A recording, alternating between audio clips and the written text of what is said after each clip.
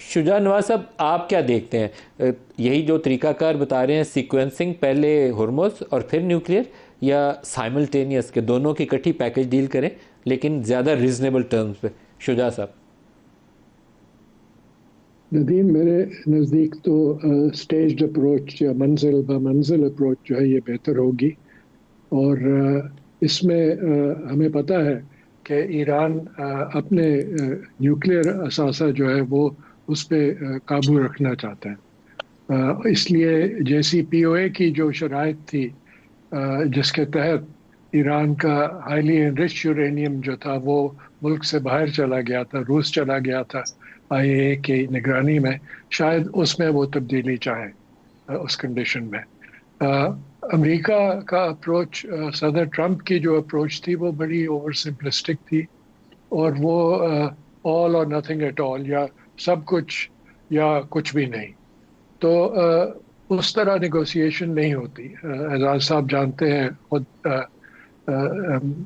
سفارتکاری میں نیگوسیشن ہوتی ہے گیو اینڈ ٹیک سے، اور ہارموز کا مسئلہ صدر ٹرمپ نے پیدا کیا، تو اب اس کی حل بھی صدر ٹرمپ کے ہاتھ میں، کیونکہ انہوں نے بلاکیڈ کیا ہوا ہے، جو کہ انٹرنیشنل لیگل ٹرمز میں از اے ڈکلیریشن آف وار۔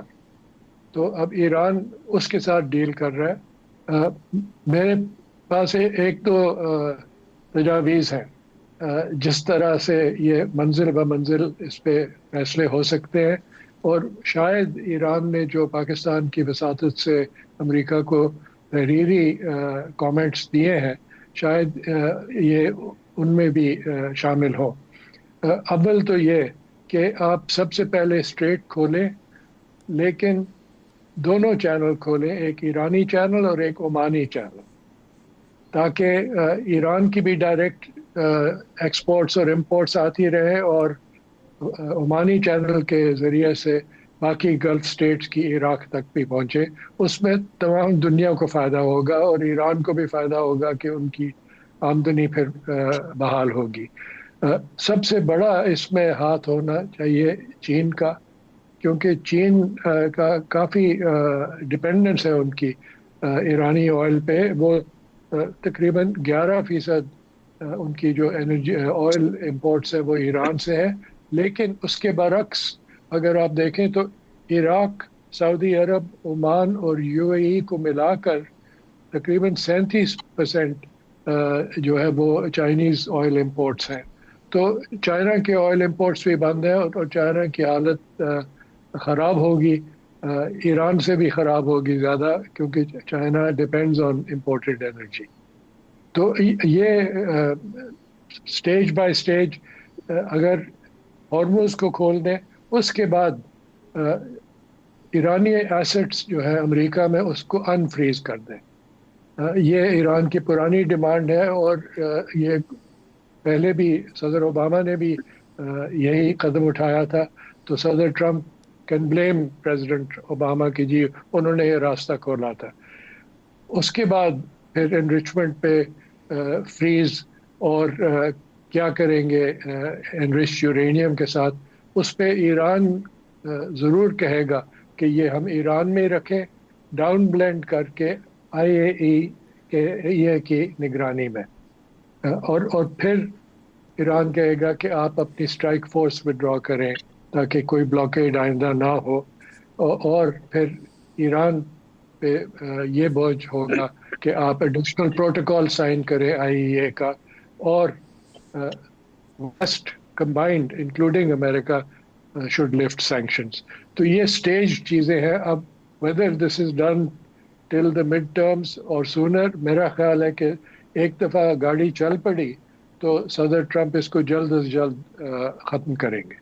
شجاع نواز صاحب، سب ہو، میں جرنلسٹ ہوں، میری اپنی اسیسمنٹ ہے، میں ایکسپرٹ نہیں ہوں آپ دونوں کی طرح، لیکن مجھے لگتا ہے کہ روس اور چین کا رول بڑھے گا اس میں، اور پاکستان کے تعاون سے یہ سلسلہ آگے چلے گا، کیونکہ میں ابھی تک ایٹ لیسٹ کافی زیادہ کم نمبر دیتا ہوں اس چیز کو کہ ٹرمپ جو ہے دوبارہ ایک دفعہ پھر اٹیک کر دیں فوراً ہی ایران کے اوپر۔ بہت مشکل میں پھنس جائے گی یو ایس اکانومی بھی اور یورپ بھی اگر دوبارہ اٹیک کرتا ہے امریکہ۔ اس کو پلس اینڈ مائنس اس کا فیکٹر ان کرنا پڑے گا ٹرمپ کو۔ آپ کی اسیسمنٹ شجاع صاحب؟ اول تو لیگلی ٹرمپ کی وار پاورز ایکٹ کے تحت اس جمعے کو اجازت ختم ہو جاتی ہے جنگ کرنے کی. اس کو نئے نئے سلسلہ نیا شروع کرنا پڑے گا کانگریس کے ساتھ اجازت لے کے اور جنگ کرنے کے لیے. یہ ایک لیگل پوائنٹ آف ویو ہے. لیکن میں متفق ہوں اعزاز صاحب کی انالیسس کے کہ چین کا اس میں کافی ہاتھ ہوگا. لیکن چین میں سمجھتا ہوں ان کا لیوریج ہے. ان کا لیوریج ہے دونوں سائڈز پہ. اور یہ ایک تو ٹرپ کی وجہ سے ٹرمپ نہیں چاہتا کہ وہ یہ پھر ٹرپ کینسل کرے یا چائنیز اس کو کینسل کر دیں. اور چاہتا ہے کہ وہ سکسیسفل ہو اور جنگ ختم کر کے فیصلہ کر کے وہ ادھر پہنچے. تو ایک یہ لیوریج ہے چین کی. دوسری اکنامک لیوریج ہے جو ان کی کنیکشنز ہیں سعودی عرب کی اکانومیز، خلیج کی اکانومیز کے ساتھ اور ایران کی اکانومی. تو دونوں طرف ان کا ہاتھ ہے. تو اس لیے چین بہت اہم پارٹنر ہے اس میں. روس کا اس میں ذرا کم انفلوئنس ہوگا کیونکہ روس کا دوسرے ممالک کے ساتھ وہ تعلق نہیں ہے جو چین کا ہے اس علاقے میں. جہاں تک ٹرسٹ ڈیفیسٹ کی بات ہے وہ کافی پرانی بات ہے. 2012 میں جب میں تھا اٹلانٹک کونسل میں تو ہماری وساطت سے علی اکبر صالحی جنہیں میں جانتا تھا IEA وینا سے، انہوں نے ایک آرٹیکل واشنگٹن پوسٹ میں چھاپا جس کا عنوان تھا کہ Iran does not want a nuclear weapon. اور اس میں ٹرسٹ پہ انہوں نے خاص طور پہ یہ کہا کہ any debate or discussion has to be based on mutual respect and justice. And then we have to re-establish trust through an honest approach. So that has been missing from the US side. امریکہ کا کافی منافقانہ انداز ہے ان discussions میں، اس لیے کہ discussions جب ہو رہی ہیں اور جو دلائل پیش کر رہے ہیں وہ صرف ایک شخص کی سوچ پہ ہے. اس میں انسٹیٹیوشنل نہ اسٹیٹ ڈپارٹمنٹ کا، نہ ڈیفنس ڈپارٹمنٹ کا، نہ انٹیلیجنس ایجنسیز کی انالیسس کا وزن بھاری ہے. تو یہ ڈسیزن میکنگ جو ہے امریکہ میں اس وقت this has prolonging the conflict. صحیح. لیکن پھر وہ بات جو اعزاز صاحب نے کہی کہ دیر آر لمٹس کہ کب تک آپ ایکسٹینڈ کر سکتے ہیں. اور امریکہ کا بھی جو خرچہ ہے وہ بڑھ رہا ہے اور بڑھے گا. اب 3 اسٹرائک فورس جو ہے اور ٹوٹل نفری ان کی اس علاقے میں 40 سے 50 ہزار ہے. تو they've already spent 30-40 billion dollars اور یہ بڑھے گا.